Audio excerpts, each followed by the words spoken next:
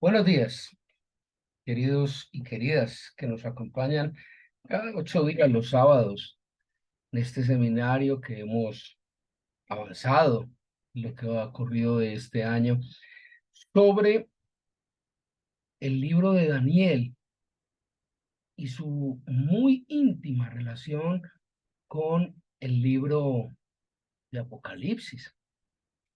El día de hoy, habiendo ya culminado el capítulo 7, que fue bastante extenso, pero de una tremenda importancia y trascendencia en la comprensión de todo este proceso y de su vínculo directo con Apocalipsis. El día de hoy iniciamos con el capítulo 8.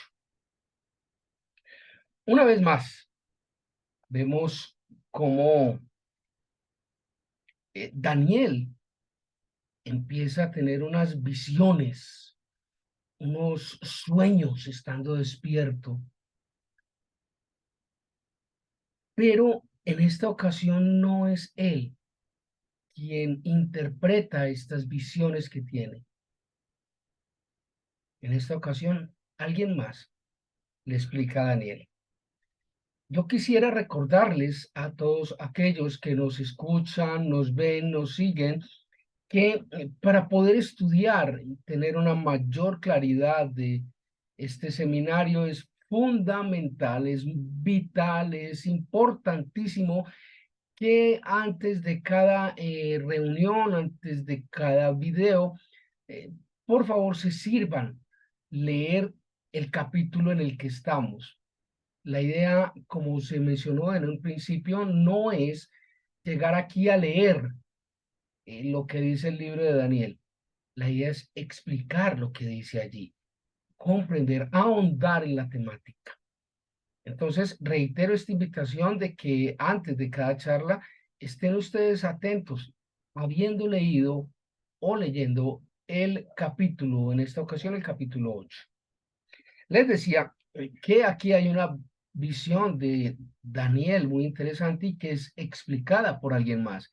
Y ese alguien más es nada más y nada menos que Gabriel. Gabriel es el único ángel que está enfrente de Dios. ¿Y de dónde sacamos eso? Simple. Mateo 24:15. Allí dice que Gabriel es el único que está delante de Dios y lo encontramos también en Lucas 7:19, creo.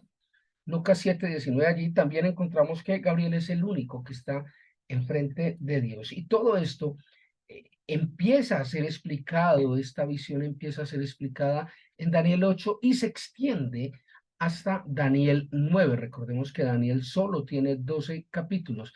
Ya vamos en el 9, ya estamos vislumbrando la recta final. Para posteriormente, si el Señor así lo tiene dispuesto, continuar con el libro de Apocalipsis. Que Apocalipsis sí es un poco más, son como 24 capítulos, si la mente no me falla. Y vamos a ver cómo en esta explicación que hace Daniel en el capítulo 8 de Daniel hay una íntima vinculación con lo que ocurre en Daniel 2, el sueño de Nabucodonosor, y Daniel 7. Vamos a ver cómo todo esto se entrelaza. Daniel 2, Daniel 7, Daniel 8 y Daniel 9. Están allí muy juntos, muy vinculados. Casi que es una coherencia de uno en otro, una cosa extraordinaria. Pero para poder tener un campo de vista un poco más amplio, recordemos cuáles son las figuras que representa Dios a través de Cristo en Daniel 2, Daniel 7 y Daniel 8:9. Lo más importante, Daniel 2 eh, es un proceso de caída y levantamiento de naciones, donde claramente se ve y se establece a Jesucristo como rey de reyes, rey de reyes. Recordemos que al final hablan de el trono, hablan de que al final vendrá él como rey único, Jesucristo. en Daniel 7 empezamos a ver un proceso un poco distinto, donde hay unas organizaciones, unas alianzas, unas estrategias políticas, donde claramente vemos a Jesucristo actuando como juez. Es Jesucristo el que juzga y a la vez entra a ser el abogado. Una cosa extraordinaria. Lo vimos hasta la reunión próxima anterior. Y en Daniel 8 y 9 vemos más un remanente político que va quedando y se va depurando para finalmente establecer a Jesucristo como el sumo sacerdote. Y aquí aparece una frase, una palabra que es absolutamente transversal a todo lo que es la teoría teológica del tabernáculo. Es necesario tener muy claro qué fue el tabernáculo, cómo funcionaba, cómo operaba, y esto fue entregado en este ministerio a través de uno de los seminarios. Hicimos hace algunos años un seminario muy claro, muy amplio, sobre lo que era el tabernáculo, qué representaba el tabernáculo, qué era el tabernáculo, por qué era necesario un sacrificio de sangre, por qué había un tiempo específico para ese sacrificio, qué implicaba el sacrificio y por qué era necesario hacerlo periódicamente. ¿Y quién era el sumo sacerdote? Todo esto, toda esta teoría teológica sobre el tabernáculo se refleja actualmente en todos nosotros, donde Jesucristo no solo es el sacrificio de sangre, sino que además es el sumo sacerdote, una vez y para siempre. Ya no necesitamos más tabernáculo, no necesitamos más sacrificio, ya es Jesucristo quien hizo este sacrificio una vez y por todas. Por esa razón, la Biblia nunca habla de una manera contundente del fin del mundo, habla siempre del fin de los tiempos, lo que se acaba es el tiempo. Se acaba el tiempo. ¿Cuál tiempo? El tiempo de la gracia, donde Jesucristo funge como nuevo y único y sumo sacerdote. Entonces, allí vemos esto que se culmina en Daniel 8 y 9, es una cosa sumamente maravillosa, extraordinaria. Póngase pálido a entender. Escrito está. El que lea, que entienda. El que tiene oídos, que escuche el mensaje. Sí está escrito, no solo en Daniel, sino en Apocalipsis. Y yo creo que es un mensaje espiritual a lo largo de toda la Biblia. Entonces, en este capítulo 8 de Daniel, surgen dos personajes. Allí está Daniel al lado de un río y empieza a tener una visión sobre dos personajes, un carnero y un macho cabrío. Y vuelve y juega el fenómeno de los cuernos. Vuelve y juega el fenómeno de los cuernos. Solo que esta vez se centra ya no en unos personajes extraños, sino en dos. Antes veíamos cuatro, antes veíamos una estatua formada por varias etapas, por varios elementos. Ahora solamente vemos dos personajes. Y se va cerrando todo este panorama teológico a través de Daniel 8. Y esos dos personajes básicamente son uno que tiene dos cuernos, donde uno de esos cuernos es mayor que el otro. Y el otro personaje es un macho cabrío con un solo cuerno que posteriormente se rompe porque aparecen cuatro nuevos cuernos. Qué interesante esta visión. Daniel no la entendía. Daniel decía, ¿y esto qué quiere decir? ¿Yo por qué estoy viendo esto? ¿Yo por qué estoy vislumbrando todas estas situaciones? ¿Esto qué tiene que ver? Y lo que es más importante, que tiene que ver con las cosas de Dios. Y es ahí cuando Dios envía a Gabriel y le dice, vaya, explíquele, va, cuéntele qué es lo que le está viendo. Y esto es precisamente la contextualización de esa visión de Daniel. Entonces, veíamos allí que ese primer personaje de la visión de Daniel 8 es un carnero. Es un carnero que tiene dos cuernos. Esos dos cuernos son nada más y nada menos que el imperio medo-persa.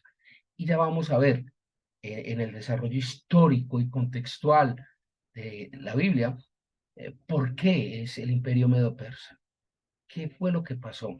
Y el siguiente, que es ese gran macho cabrío que tiene un gran cuerno que se divide en cuatro, vamos a ver que tiene que ver, mucho que ver con el imperio de Alejandro Magno, con lo que hizo Alejandro Magno y lo que ocurre después de la muerte de Alejandro Magno. Recordemos que cuando muere Alejandro Magno, sus cuatro generales principales se dividen y cada uno de ellos tiene un pequeño reino, un pequeño imperio.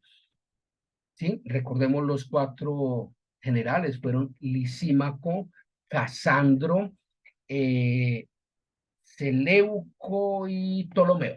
Esos fueron los cuatro generales que dividieron el imperio de Alejandro Magno en cuatro pequeños reinos, cuatro pequeños imperios y que cada uno fue independiente.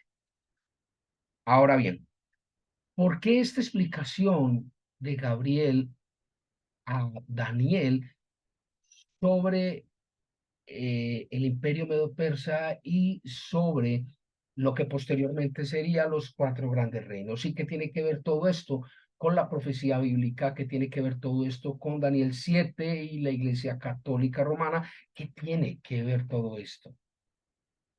Para poder comprender con un poco más de claridad todo este proceso es necesario que nos remontemos en la historia. Siempre hemos echado mano de la historia para poder corroborar estos eventos que son, para mí por lo menos, un poco extraños, ¿sí? Miremos,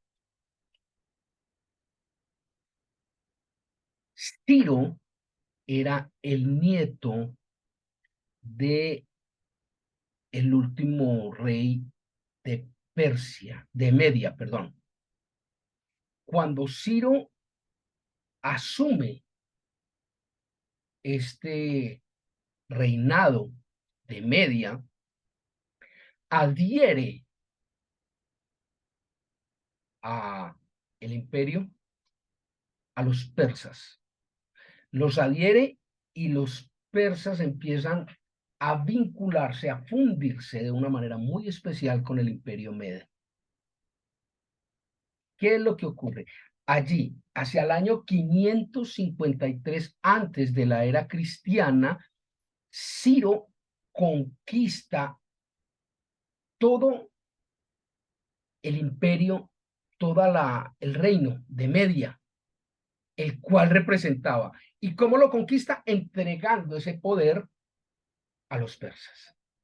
En otras palabras, Ciro le da más poder a los persas que había sometido que a su propio reino, que era Media. Y esto ocurre hacia el año 553. En el año 547, antes de la era cristiana, ocurre otro fenómeno y es que Ciro anexa a este vínculo donde los persas tenían gran dominio, anexa la ciudad de Lidia. Y entonces empieza a crecer este imperio medo-persa a raíz de esa fusión que había adelantado Ciro en el año 553 antes de la era cristiana. Entonces, en el año 547 ya Ciro anexa a Lidia. Y más adelante, en el año 539, recuerden que estamos hablando antes de la era cristiana, se contaba de grande a pequeño, ¿sí? En el año 539, Ciro conquista y anexa a Babilonia. O sea, este producto de la conquista de Babilonia no se le da la misma trascendencia que se le dio en Daniel 2 y en Daniel 7. ¿Por qué? Porque es un, si me permiten llamarlo, un subproducto de la campaña de Ciro. Recordemos que en Daniel 2, Babilonia cae ante el imperio medo-persa. Recuerden eso. ¿Sí? Y Ciro trata, como les decía, a los medos como si fueran unos aliados económicos, militares y sociales de los persas. Y es allí, como les decía hace un momento, que surge este gran imperio medo-persa. Y este nombre surge de allí. Pero a raíz de ese poder que Ciro les entrega, los persas siempre fueron los dominantes. Los persas siempre fueron los que fueron más grandes. ¿Recuerdan la figura de Daniel 7, del oso que tenía más alto un lado que el otro? Imperio medo-persa. Los persas siempre estuvieron muy por encima de los medos gracias a, a esa entrega que hizo Ciro. Entonces, retomando todo este tema histórico de Ciro, de su abuelo del año 553, 547, 539, antes de la era cristiana, que lo hemos venido tratando, encontramos que eh, este tema de Ciro y de los persas fue el que generó un gran crecimiento, pero no solo encontramos esta obra en Ciro. Posterior a la caída de Ciro, algunos emperadores, algunos herederos de este trono empiezan a mantener esa hegemonía y este poder grande que adquieren los persas. Es así como encontramos personajes como Darío I, por allá en el año 522 al 486 antes de la era cristiana. Darío I mantiene esa hegemonía, mantiene este poder. Más adelante lo encontramos con el rey Artajerjes I, muy mencionado en la Biblia. Artajerjes I, que estuvo entre el año 465 y el año 423 antes de la era cristiana. Y posteriormente llegamos a Darío III. Y ahí fue cuando cayó el palo y mató al hombre. ¿Ok? Porque Darío III, que cogió el imperio persa, que ya estaba establecido hacia el año 336 al 331, antes de la era cristiana, cae, cae militarmente ante Alejandro Magno. Y eso es muy importante. ¿Por qué? Porque Darío III, que había recibido todo el poder de Artajerjes I, era, según los textos históricos, un cobarde. Hay algunos apartes históricos que hablan de que en la batalla donde perdió el imperio persa ante Alejandro Magno fue en una batalla en la que Darío III tenía cerca de 1.000.000 de soldados, 1.000.000 de soldados, y Alejandro Magno venció a Darío III con 47.000 soldados. Es absurdo, pero así ocurrió. Entre otras porque Alejandro Magno tenía dos características muy especiales. La primera, tenían unas catapultas con una mecánica que le garantizaba una tremenda precisión en los blancos. Y la segunda, el carácter que tenía Alejandro Magno es reconocido mundial y universalmente como uno de los soldados más valiosos, más aguerridos que ha tenido el mundo. Estos dos elementos fueron los que generaron de Alejandro Magno el hombre que fue y el imperio que conquistó. Ahora bien, el carnero que estamos hablando, representado por el imperio medo-persa, con esta pequeña reseña histórica, vemos cómo surge, cómo crece y cómo cae. ¿Y cae ante quién? Ante el macho cabrío, el de ese gran cuerno, que posteriormente veremos allí en Daniel 8 y continuando en Daniel 9, cómo de allí, de Occidente, surge este cuerno pequeño que destruye a los demás y que es el que finalmente nos va a interesar. Una vez más, Pareciera esto un recuerdo de algo ya tratado, un déjà vu, eh, porque vuelve la pregunta, ¿de dónde? ¿Quién es este cuerno pequeño? ¿Qué representa este cuerno pequeño? Que sale y destruye en el macho cabrío los otros cuatro cuernos. Vuelve la pregunta, vuelve la inquietud. ¿Quién es? ¿Qué representa? ¿Qué es lo que identifica este cuerno pequeño que coge los cuatro cuernos que habían salido y este cuerno pequeño sube y hace un gran daño? ¿Quién es? ¿Cómo podemos establecer quién es este cuerno pequeño? Sobre la identificación de este cuerno pequeño, históricamente, teológicamente, hay dos alternativas. La primera, que hubiera sido Antíoco IV, antiguamente conocido como Antíoco Epífanes, varias veces citado en la Biblia. Y la otra, que fuera simplemente el Imperio Romano. El Imperio Romano, que recordemos que el Imperio Romano entra a ser reemplazado por todo lo que explicamos en la reunión próxima anterior, antes de explicar lo del cambio del tiempo y de la ley, entra a ser el Imperio Católico Romano. Recordemos eso. O sea, pasamos de ser el Imperio Romano militar a ser el Imperio Romano Católico, o el Imperio, la Roma pagana a la Roma católica. Todo esto lo explicamos en las reuniones pasadas. Hay estas dos teorías. ¿Quién es ese cuerno pequeño?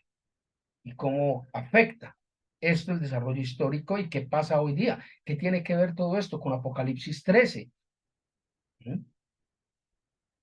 Pues bien, resulta que Antíoco IV, o conocido vulgarmente como Antíoco Epífanes, no puede ser el cuerno. ¿Por qué razón?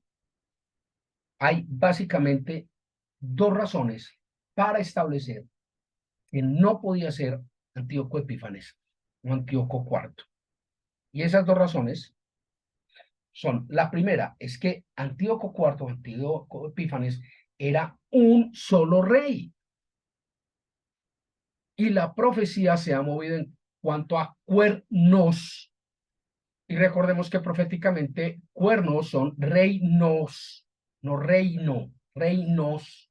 No habla de un elemento individual. Antíoco Epífanes fue un rey. Y lo que establece la profecía bíblica es que de los cuatro surge uno que los destruye. ¿Me hago entender? Habla de reinos. Y esto hace que eh, se caiga la posibilidad de que Antíoco Epífanes o Antíoco IV haya sido ese cuerno pequeño. ¿Por qué? Porque adicionalmente Antíoco Epífanes no encaja históricamente. Antíoco Epífanes viene a aparecer por allá en el año 168, 165 antes de Cristo y muere en el año 164 en unas condiciones paupérrimas y hasta ahí llegó. No hay más, no aparece más. Y nosotros estamos hablando de que todo este proceso histórico viene desde el año 553 antes de la era cristiana, cuando Ciro controla la totalidad del imperio de Media y surge el imperio medo-persa. Se pierde históricamente, no hay cómo sustentar que Antíoco Epífanes sea ese cuerno pequeño. ¿Me hago entender? Se pierde históricamente, no encaja históricamente. Antíoco Epífanes, repito, surge hacia el año 168 al 165 antes de la era cristiana y muere en el año 164 antes de la era cristiana. Y no pasa nada más.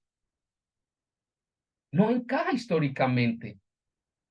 No hay cómo forzar que encaje dentro de la descripción del cuerno pequeño. Ah, pero un momento. ¿Qué pasa con la teoría de que el cuerno pequeño sea el imperio católico romano? Pues veamos, hay 8 elementos que nos permiten establecerlo, de los cuales hay 4 que son unos elementos contundentemente claros y hay 4 que son unos elementos, podríamos llamarlo, incidentales que llevan a pensar eso. El primero de los elementos claros y contundentes de que se trata de este cuerno pequeño, del Imperio Romano o del Imperio Católico Romano, es el hecho de que hay una tremenda coincidencia, una coherencia absoluta desde el punto de vista histórico, literario, de Daniel 2 y de Daniel 7. Es consistente con Daniel 2 y con Daniel 7, así como el resto de la Biblia, incluso con Apocalipsis 13. Es totalmente hilado. No hay una contradicción. Es coherente con Daniel 2 y Daniel 7.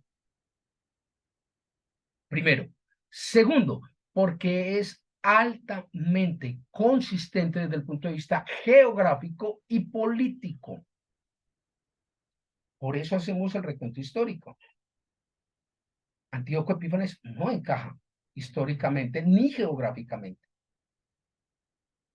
El Imperio Romano y el Imperio Católico Romano encaja no solo geográficamente sobre el tema del occidente, sino que adicionalmente encaja dentro del tema político, claramente. El tercer elemento que hace que sea totalmente claro es el hecho de que hay una consistencia profética con lo que establece Apocalipsis 13. Es totalmente coherente y consistente con lo que allí se establece. Y el cuarto elemento que le da una